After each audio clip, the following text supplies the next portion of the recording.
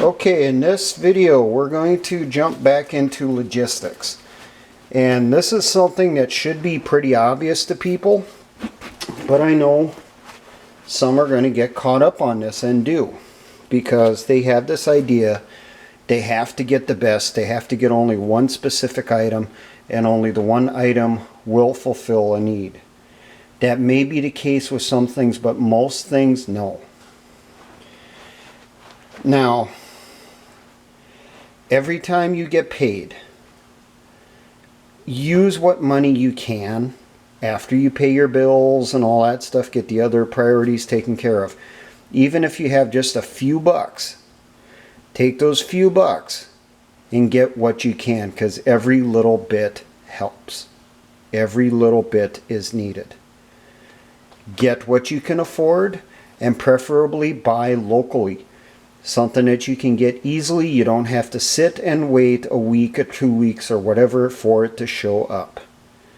Now, the basic areas I'm going to talk on is food, medical, and ammunition. And I will mention some on the gear. Now, first off, we'll jump in with food. You probably have it in your head, you have a specific type of food you want to get, and it costs a bit more. So maybe you're trying to save up the money to get those items. That's not necessarily a bad thing, but you don't know how long you have for preparing to get ready. So you get what you can. Now,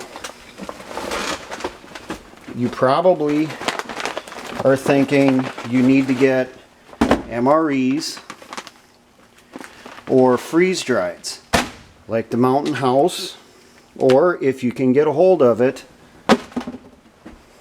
the LURP rations. That may be your goal, but you may not be able to afford those. You may not have enough on your paycheck to be able to get that. Well, you still should try getting a hold of food. Every little bit helps, and everything is usable. So, what you could do, spend less than $2, get a simple 2-pound bag of rice. Spend $1 or so, maybe get a bag of split peas or lentils to go with it. Maybe get some small bunt-sized cans, the C-ration size cans, of veggies and fruit to go with it. You're still getting food. It may not be the particular item you for sure want, but it's still stuff you can use.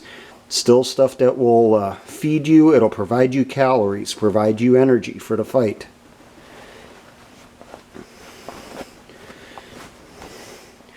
Try to get items that can store longer and easier, like the rice. Now, out of these items, the things that'll last longer will be the freeze drieds. The MREs, it used to be they had a 20-year shelf life. I've been seeing that now they're saying they're less than 5. And a lot of that is because they changed the composition. Different things that they're putting in it spoils quicker. I think there was like a tuna wrap or something like that that had come out for a while, and they had included packets of mayonnaise with it. That mayonnaise is not going to last 20 years. So be aware of that. MREs do not last as long as what they used to. And the conditions you store them in can also seriously degrade its life. MREs, when you store them, you do not want them to freeze. You do not want them to cook. You want a continuous, even temperature. You don't want huge, fast fluctuations. You want to protect them from moisture, even though they're in bags.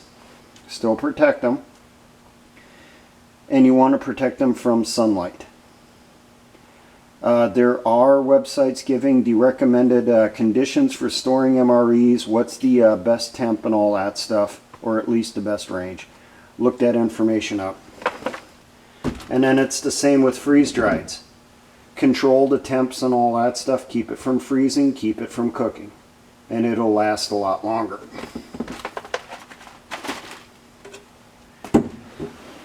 Now, medical. You may have it in your head you want to get the compression dressings, the Israeli bandages. Those can get really expensive. You still need medical supplies. Well, if you have the money, get a hold of surplus bandages that are cheaper, like the Czech Army bandages, if they're still being sold. Or get a hold of U.S. field dressings. They'll still work. They ain't as high speed as the compression dressings, but guess what? You get hit, they'll keep you alive. They'll control that blood loss. Now, maybe you can't get a hold of these, and you don't want to spend the time sitting and waiting for them to show up because you ordered them online. Well, you can go to a store, purchase other items. Surgical dressings and gauze. Considerably cheaper. Now, granted, you're probably not going to use those items in combat. Those would be more for use back in the rear, at your aid station, at your hospitals and that type of stuff, or whatever area you set up for medical evacuation for your casualties. But every little bit helps. Spend the $5, get a hold of medical supplies. Get a hold of the cloth medical tape. Don't get paper. Paper does not stick very long, especially when it gets wet, especially with blood. Get cloth. You know, even if you're just going out grabbing some big boxes of Band-Aids, it's still something. Every little bit helps. Every little bit's needed. Now, next area, ammunition. As I've told you, try to get, if you use an AR-15, try to get 5.56 millimeter M193 ball round, because that has better performance capabilities against body armor, especially your hard plates, your sappy plates. But you may not be able to afford that. All you can get is 223. You're still getting ammunition. Get what you can afford, get what's available. Now, I know some people, I'll mention this, I've gotten into arguments with people about M855 rounds and M855A1 rounds. I think there's people out there that have this misperception that green tip ammunition in 5.56, military surplus and that stuff, is armor piercing. No, it's not. Green tip is just to denote that it is a ball round.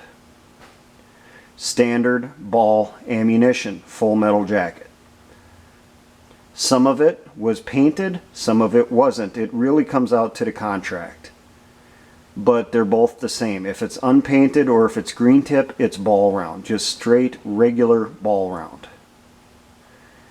M855, the Obama administration put out this BS that it's armor piercing to try to ban it because it's military ammunition. They didn't want to say they wanted to ban M193 because then everyone would go out and buy M193 rounds. They told people that they're trying to ban M855s because that's armor piercing. It's military surplus ammunition. It's not. It was a bait and switch thing. And as soon as they would be able to, or would have been able to ban the 855, then they could have banned the M193 at the same time without drawing attention to it. So, standard M855 green tip rounds are not armor piercing. They're just regular ball rounds.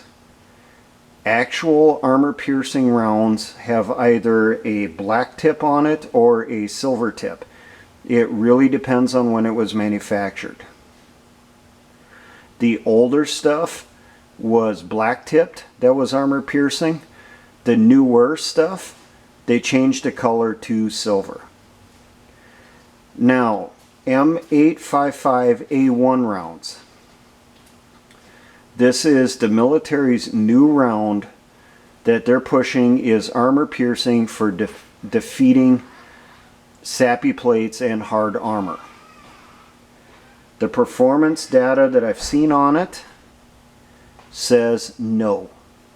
It does not breach sappy plates.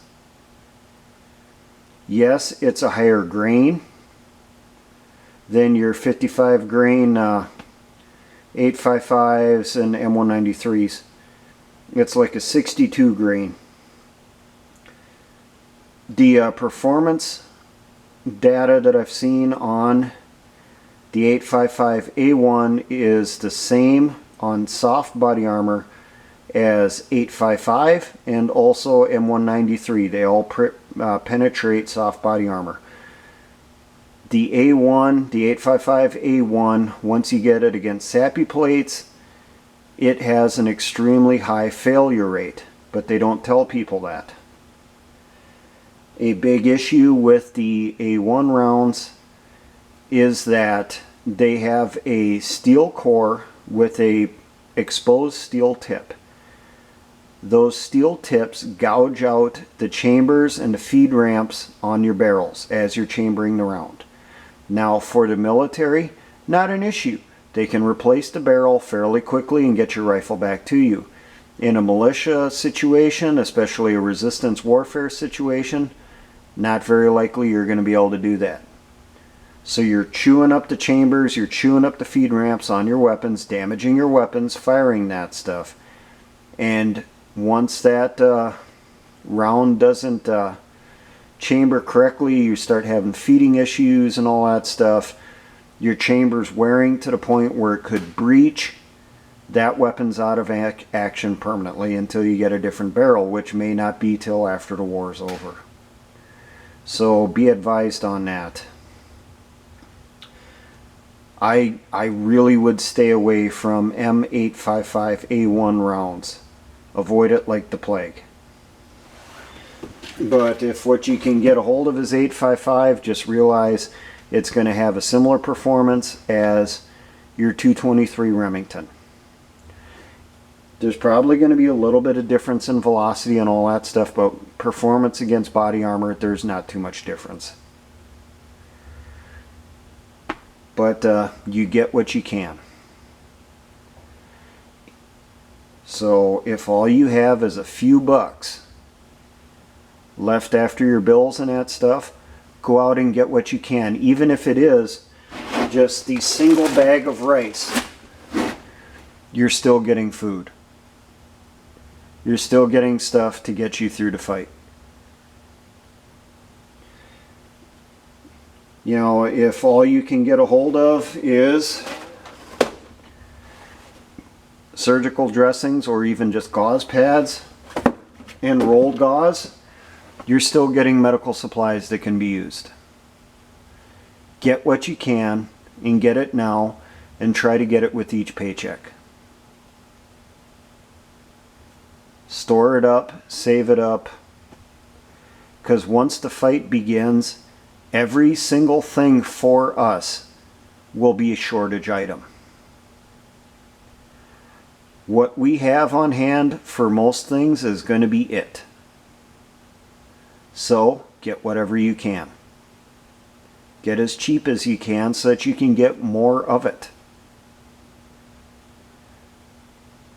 But obviously if you have, extra cash, you have, instead of just, $5 or $10, you ended up with a bonus or something, you have extra cash, well then go ahead. Get those compression dressings. Get those LURP rations. Get that case of MREs. Or you can take that $100 and get a whole bunch of bags of rice, whole bunch of boxes and containers and packages of medical supplies. Your call. Every single thing will be shortage. Every single thing will be a want item. You're going to need all of it. Get it now while you can. Learn how to store it properly and store it. Get the caches put in out in the field where you're going to need it when the fight begins. So that you don't have to, oh, I'm out of this, I got to go back home, pick it up because that's where I left it. No, your chance of that is pretty low. You know, have it already deployed in the field in caches, ready to go. Hopefully this gets you thinking on this stuff. Logistics is incredibly important. And the main items that you should get: food, medical, ammunition. Food, I think, is probably by far the most important. Right behind that is the medical. Ammo, quite frankly, you can get some of it off your enemy. But those expendable items will be harder to get a hold of. Now, gear. I will mention this because this has been brought up to me a few times. You don't have a lot of money. You want to get yourself some TA-50, some gear, some load-bearing equipment, your loadout gear, whatever. You don't have to go out and get the most expensive. Get a hold of the cheaper stuff, what works in the beginning, and use that. And then build up, save up to get those more expensive items. Spend that $15 to $30. Get yourself a cheap set of LBE or LBV. LBE, load bearing equipment, also called an LCE, load carrying equipment. Or an LBV, which is newer. You might be able to get a hold of that actually a little bit cheaper than the LCE, LBE now. LBVs are load-bearing vests. Get a hold of, with the LBE, LCE, get that suspenders, get that pistol belt. With the LBV, get the LBV vest, get yourself a pistol belt to attach on the bottom. Then attach to it 2 canteens and carriers. Attach onto your pistol belt an IFAK if you can get a hold of it, or at least a small bag that you can carry first aid items in it. Carry those dressings and that stuff.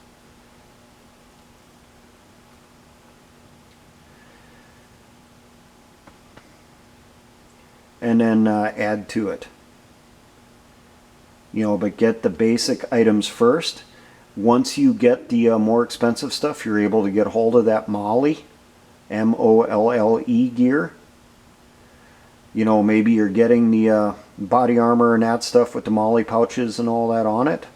Once you have that stuff, then that cheaper stuff you were using that was just a stopgap, guess what? Save that, don't throw it away, don't sell it. Use that to give to someone else who does not have gear after the fight begins. Because at that point it's a lot harder to get a hold of stuff, isn't it? So that old set of gear that you were using, it just was passable and that stuff.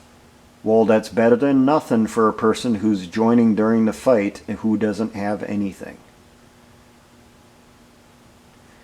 Get what you can now. Get what you can afford. Quantity is a very good thing on your expendable supplies. Now, for all my engineer brothers in the Patriot and Militia movements, always remember, essayons.